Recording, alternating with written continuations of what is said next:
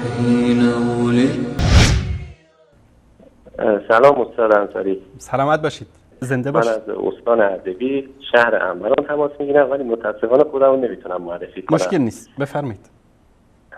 من فقط در مورد این تحریف قرآن، این رافضی‌ها که هستن همشون دروغ میگن. بالاخره میخوان یه جورایی جیب خودشونو پر کنن. این آخوندهای رافضی همشون مردم رو گول میزنن.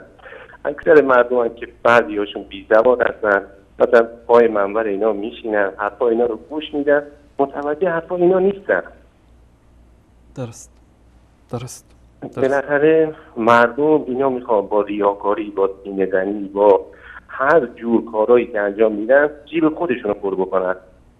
درست. ببخشید برادر عزیز، شما از برادران شیعه هستید یا از اهل سنت؟ من از اهل سنت هستم، شهر انباران، شافعی هستیم. بالاخره تو استان اردبیل درسته که یعنی شهر انباران کلا سنی شافعی هستن.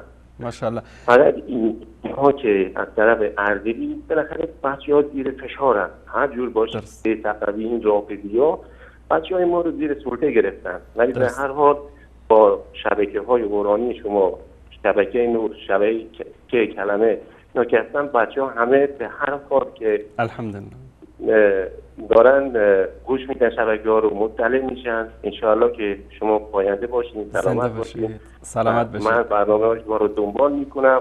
تشکر از شما. از همه شما متشکرم. سلامت باشید. الله مطالب ستون کنه. تشکر از شما. تشکر از شما. سلامت باشین. خداحافظ شما.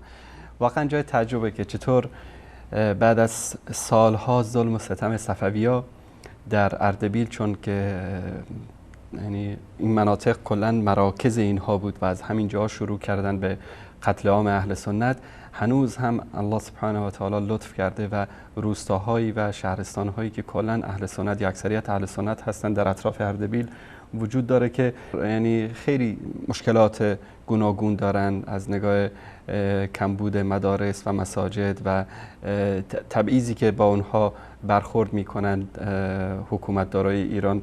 امیدواریم الله سبحانه و تعالی شر این حکومت ظالم و مستبد را از سر همه مسلمانان جهان.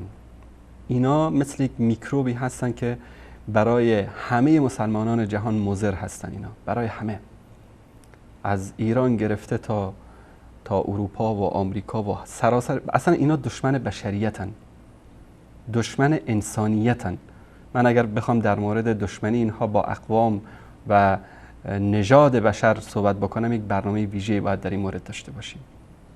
توهین‌ها و اهانت‌های مختلفی که به اقوام مختلف کردن در کتاباشون.